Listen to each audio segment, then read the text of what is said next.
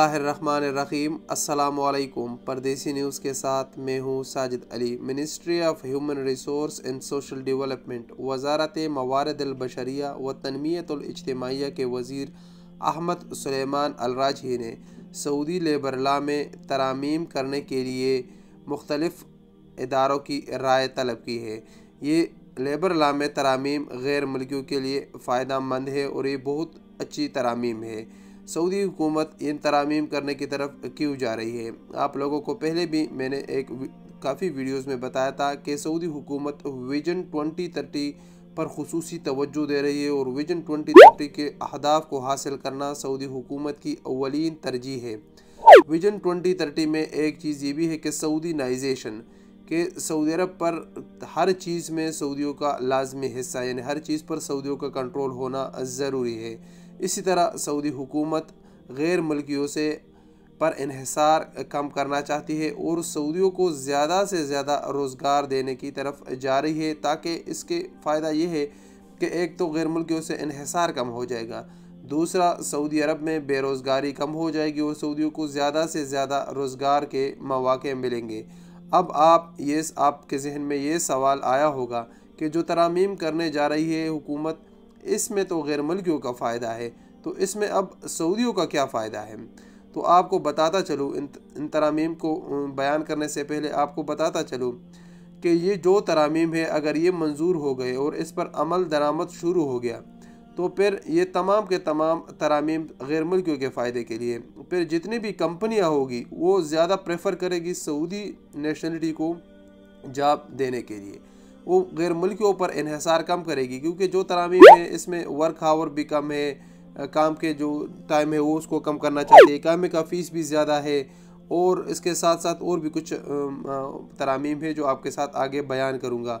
तो सबसे पहले जो इसमें मुजव्वज़ा दिया गया है कि इस पर तमाम फ़रीक़ैन मशावरत करेंगे, जब ये सबका इत्तेफाक इस पर हो जाए तो फिर इस पर अमल दरामद किया जाएगा। इसकी अहम वजह सऊदी मार्केट को मुनज़्ज़म रखना भी है। इसमें आपको बताता चलूँ, जो पहला तरामीम है, अभी हम गैर मुल्की जब काम करते हैं किसी भी कंपनी को, तो हम हफ्ते में 48 घंटे काम करते हैं, यानी एक दिन में 8 घंटे जो सऊदी अरब की है वो नॉर्मल ड्यूटी है 8 घंटे, और हफ्ते में एक दिन हमारी छुट्टी होती है। लेकिन अगर सऊदियों की तरफ देखें तो सऊदियों की हफ्ते में 2 दिन की छुट्टी है। अब सऊदी हुकूमत ये तरामीम करने जा रही है कि गैर मुल्कियों के भी सिर्फ 36 घंटे काम लिया जाएगा और हफ्ते में 2 छुट्टियाँ होगी, सिर्फ 36 घंटे काम लिया जाएगा। अब दूसरी जो हमारे मुसलमानों का है, रमज़ान में हमारी 36 घंटे ड्यूटी होती है, यानी डेली हमारे 6 घंटे ड्यूटी होती है, हफ्ते में 6 दिन होती है, एक दिन हमारी छुट्टी होती है। तो अभी इसमें ये तरामीम करने जा रही है कि अब 30 घंटे ड्यूटी होगी। अब यानी 5 घंटे या करेंगे या हफ्ते में 2 या 3 दिन जो है वो डे ऑफ दिए जाएंगे। अब और एक और जो कानून है उसमें तब्दीली करने की तरफ जा रही है। जो ख़वातीन होती है जो डिलीवरी के लिए सऊदी हुकूमत की तरफ से उनको सऊदी लेबर लॉ के मुताबिक 10 हफ्ते की छुट्टी दी जाती थी जब बच्चे की पैदाइश होती है, अब उसको बढ़ाकर 14 हफ्ते कर दी जाएगी, और वो जो छुट्टी होती है 14 हफ्ते की, ये मुकम्मल तनख्वाह के साथ देना लाजमी है कि ये पहले 10 हफ्ते जो थे वो भी पूरी सैलरी उनको मिलती थी। अब अगर इसको 14 हफ्ते करेंगे तब भी पूरी की पूरी छुट्टी दी जाएगी। अब जो अगला जो कानून में तरामीम करने की तरफ जा रही है, इस सऊदी लेबर लॉ में जो आर्टिकल 107 है, आर्टिकल 107, वो ओवर टाइम के मुताल्लिक है कि अगर कोई भी मुलाजिम अपने ड्यूटी से ज़्यादा काम करता है तो उसका ओवर टाइम मिलता है। वो फिर हर कंपनी अपने तरीके से देती, कुछ 1.25 के देती है और कुछ 1.5 देती है, यानी अगर आप 1 घंटा एक्स्ट्रा काम करोगे तो आपको 1.5 घंटे के पैसे मिलेंगे। वैसे कानून के मुताबिक इसका डबल मिलना चाहिए। अब नया जो कानून लेकर आ रही है कि ओवर टाइम के बजाय अगर दोनों फ़रीक़ैन मुतमईन हो, यानी जो एम्प्लाई है और एम्प्लॉयर है, जो मुलाजिम है और उसकी कंपनी वाला है, अगर दोनों इस बात पर रजामंद हो तो ओवर टाइम लेने की बजाय वो अपनी ये जितने भी उसके घंटे बंदे हैं वो अपनी एनुअल लीव में ये ले सकता है। वो ओवर टाइम नहीं लेगा और एनुअल लीव में ये पेड उनको मिल जाएंगे। तो इससे मुलाजिम की जो छुट्टी होती है वो छुट्टी अगर उसकी मसलन एक साल में उसकी 21 दिन बनती है जो लेबर लॉ के मुताबिक है, उसने जितना ओवर टाइम किया तो हो सकता है उसने 30 दिन का ओवर टाइम किया हो तो वो 30 दिन उसको एक्स्ट्रा मिलेंगे। तो एक महीने में एक साल में उसकी 51 दिन की छुट्टी बन गई।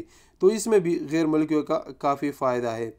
अब एक और जो तरमीम करने की तरफ जा रही है वो ये है कि सम टाइम ऐसा होता है, आप लोगों ने देखा होगा कि एक शख्स एक कंपनी में काम करता है, उसका कॉन्ट्रैक्ट होता है, कॉन्ट्रैक्ट में काफ़ी टाइम बाकी होता है, लेकिन उसका एम्प्लॉयर जो है, जो कंपनी होती है उसको टर्मिनेट कर लेती है बिना किसी वजह के। वो गलती भी एम्प्लॉयर की होती है, एम्प्लॉय की कोई भी गलती नहीं होती, लेकिन एम्प्लॉयर उसको टर्मिनेट कर लेता है। उसका जो सऊदी कवानीन के मुताबिक था कि 1 साल का उसको हर महीने की 15 दिन की तनख्वाह मिलनी चाहिए थी। अब अगर वो उसको चेंज करेगा तो वो 1 साल की 1 महीने की तनख्वाह देना होगी। जो मौजूदा निज़ाम में वो 15 दिन की है, मुख्ताना उसको कहा जाता है, और अगर नया कानून होगा तो उसमें 1 माह की तनख्वाह देना लाजमी होगी। तो ये कुछ कवानीन तो जो सऊदी हुकूमत इसमें तब्दीली करने की तरफ जा रही है, हो सकता है कि ये कवानीन लाजमी मंजूर होंगे क्योंकि ये सऊदी विजन 2030 का हिस्सा है और सऊदी हुकूमत के लिए ये एक लाजमी है। वो काफ़ी ज़्यादा फोकस कर रही है 2030 पर। जो न्यूम सिटी आप लोगों ने देखा है कल परसों, जो द लायन सिटी का मंसूबा का इफ्तिताह हो गया, इंशाल्लाह मैं आने वाले दिनों में उस पर वीडियो बनाऊंगा। वो भी विजन 2030 का ये पूरा हिस्सा है और ये सऊदीनाइजेशन भी उसी का हिस्सा है।